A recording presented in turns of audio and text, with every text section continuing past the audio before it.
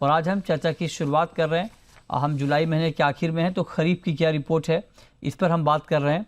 और ताज़ा रिपोर्ट ये है कि अब तक 7.87 करोड़ हेक्टेयर में बुआई हो चुकी है। पिछले साल से जो खरीफ की बुआई है वो थोड़ी सी कम है, करीब करीब 5%। तो कुल मिलाकर देखें तो बुआई की जो स्थिति थी शुरुआत में, वहाँ से एक रिकवरी यहाँ पर देखने को मिली है। हमारे साथ सिराज हुसैन है, फॉर्मर एग्रीकल्चर सेक्रेटरी, विवेक अग्रवाल एमडी जेएलवी एग्रो के, बीरेन वकील पैराडाइम कमोडिटी के, और भाविक पटेल ट्रेड बुल्स के। तो आप सभी का बहुत बहुत स्वागत है। सिराज सर, पहला सवाल आपसे ही, आपके हिसाब से अब तक खरीफ बुआई की ग्राउंड रिपोर्ट क्या है सर?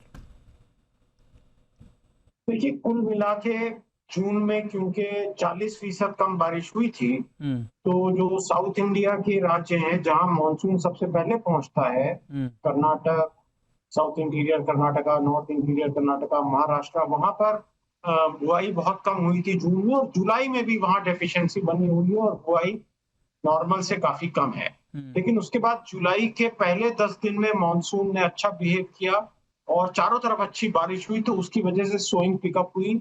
उसके बाद फिर तकरीबन 10-12 दिन का लल आया और अब पिछले 4-5 दिन से अच्छी बारिश हो रही है। तो कुल मिला के हम ये कह सकते हैं कि रिकवरी है, नॉर्थ इंडिया में, सेंट्रल इंडिया में रिकवरी हुई है। लेकिन उसके बावजूद कई क्रॉप्स ऐसी हैं जिसमें पिछले साल के मुकाबले में जो रकबा है वो कम है।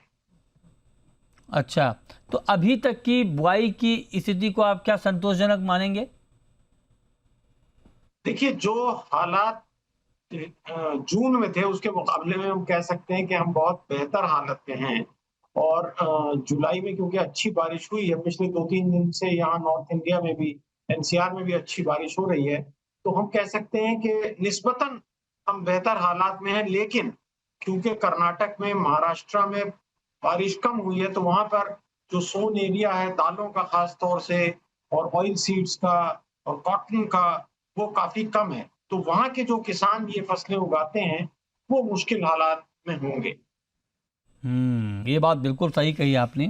अब जरा पल्सेस की रिपोर्ट जान लेते हैं। हमारे साथ विवेक अग्रवाल हैं, एमडी हैं जेएलवी एग्रो के।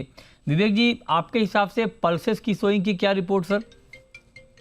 हाँ, नमस्कार मृत्युंजय जी। और बिल्कुल जैसा सर ने कहा कि बारिश महाराष्ट्र और कर्नाटका में कम है और इसका सीधा इम्पैक्ट तुअर की सोइंग में होगा। अभी जो मेरी जानकारी है सरकारी आंकड़ों के हिसाब से 7 से 8% तक की तुअर की सोइंग कम हुई है, और मूंग भी लगभग 5% के आसपास कम सोइंग हुई है।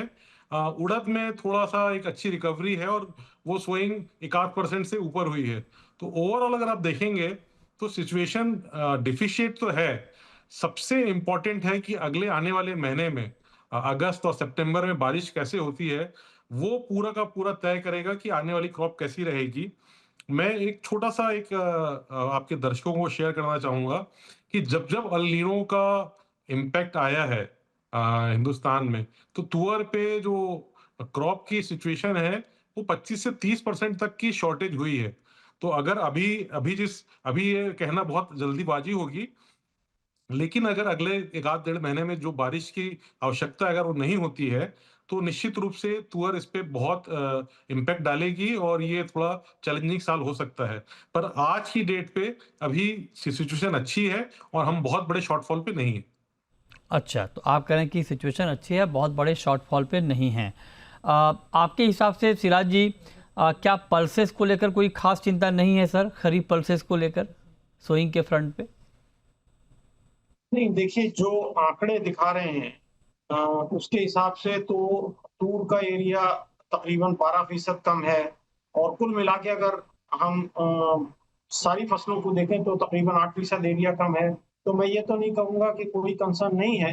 लेकिन इससे भी ज्यादा इंपॉर्टेंट बात यह है कि अगर जुलाई में और अगस्त में बारिश इन इलाकों में जहां दालें उगाई जाती हैं वहां बारिश कमी रहती है, तो फिर उसकी यील्ड भी कम हो जाएगी। जो बोई गई हैं दालें, दलहन की फसलें जो बोई गई हैं, उनकी यील्ड कम हो जाएगी, उत्पादकता कम हो जाएगी। तो उससे जाहिर है कि जो दालों का उत्पादन है वो कम होगा और उससे प्राइसेस के बढ़ने की उम्मीद हम कर सकते हैं।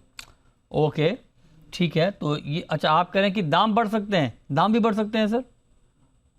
हाँ, अगर बारिश कम होती है अगस्त में तो जाहिर है कि ये जो रेनफेड एरियाज हैं जहाँ पर दालें उगाई जाती हैं, ज्यादातर रेनफेड एरियाज हैं महाराष्ट्र में, कर्नाटका में। तो इन एरियाज में अगर अगस्त में भी बारिश कम ही रहती है, हम उम्मीद करते हैं कि जुलाई में अच्छी रही तो अगस्त में भी अच्छी रहनी चाहिए।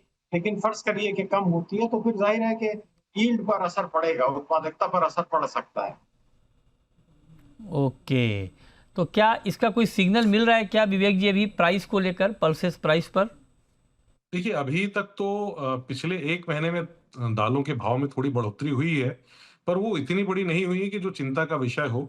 पर हाँ, जैसा कि सर ने कहा कि अगर आने वाले टाइम पे बारिश नहीं होती है, तो यील्ड पे असर होगा, वो डेफिशिएट बढ़ेगा। एक अच्छी चीज़ ये है कि हमारे पास बहुत सारी कंट्रीज़ है जहाँ से हम माल ले सकते हैं, तो शॉर्टेज की स्थिति तो वो निर्माण नहीं होगा। लेकिन हाँ, निश्चित रूप से पल्सेस प्राइसेज़ जो अभी हैं, यहाँ से 10%, 5 से 10% के आसपास पल्सेस के प्राइस बढ़ सकते हैं।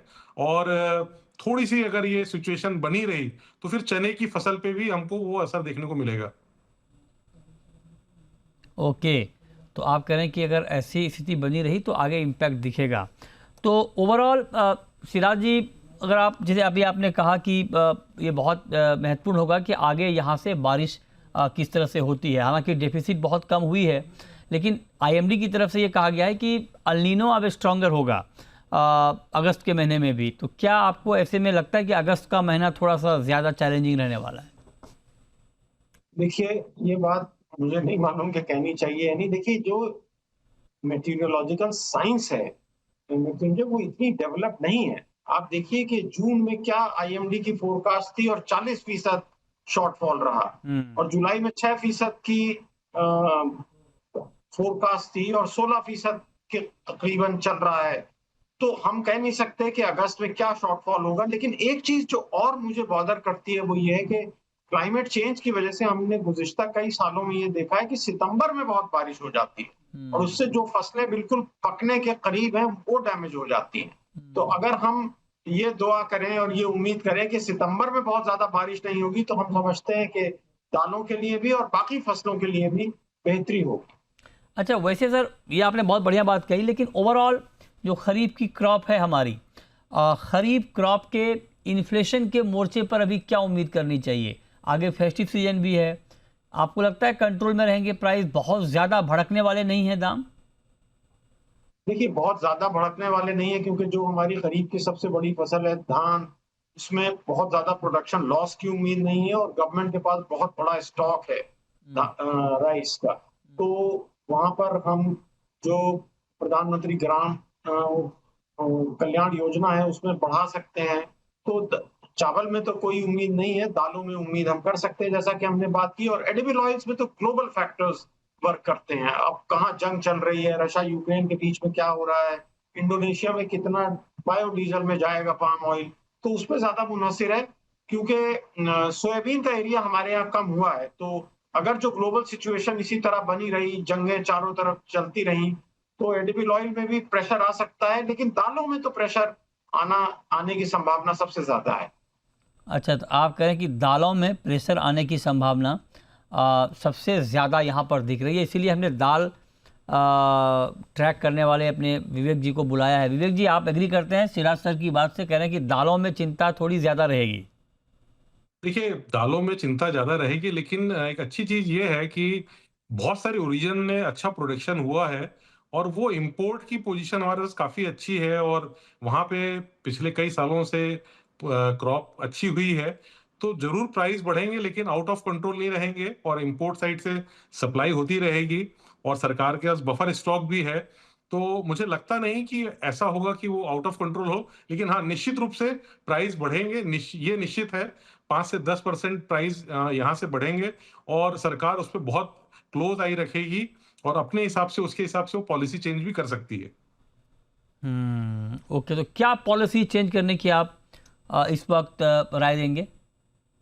देखिए, मैं अभी इसमें राय तो नहीं दे सकता, लेकिन हाँ, अगर चेन्नई में कोई क्रॉप बहुत शॉर्टफॉल हुई तो सरकार हो सकता है येलो पीस के इंपोर्ट ड्यूटी पे कुछ पुनर्विचार करे। वो एक उनके पास एक मौका है उस पर कुछ करने के लिए। और हो सकता है सरकार किसी स्टॉक लिमिट के बारे में सोचे, बट मुझे लगता है कि अभी ये कहना बहुत जल्दबाजी है। और अभी सप्लाई साइड काफी अच्छी है, तो थोड़े बहुत प्राइस बढ़ेंगे पर वो मार्केट को उतना इम्पैक्ट नहीं करेंगे। ओके, तो मार्केट को आप करें कि उतना इम्पैक्ट नहीं करेंगे, ज़्यादा दाम नहीं बढ़ेंगे। अब सिराज जी, एक सवाल मेरा आपसे शुगर पे भी होगा सर। अभी अभी शुगर पे स्टॉक लिमिट लगी है डीलर्स के ऊपर, क्या टेक आपका? सही कदम है या आपको लगता है कि इसकी ज़रूरत अभी नहीं थी?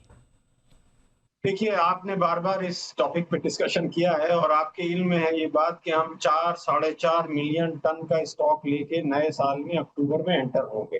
तो जाहिर है कि गुज़िश्ता कई सालों से हम 6 मिलियन टन को एक सेफ लिमिट समझते थे। तो अगर हम 4-4.5 मिलियन टन से एंटर होंगे तो जाहिर है कि गवर्नमेंट की पूरी कोशिश ये होगी कि हम इन्फ्लेशन को बढ़ने ना दें। क्योंकि दालों में तो गवर्नमेंट कुछ नहीं कर सकती है, लेकिन शुगर में तो गवर्नमेंट रेगुलेट कर सकती है।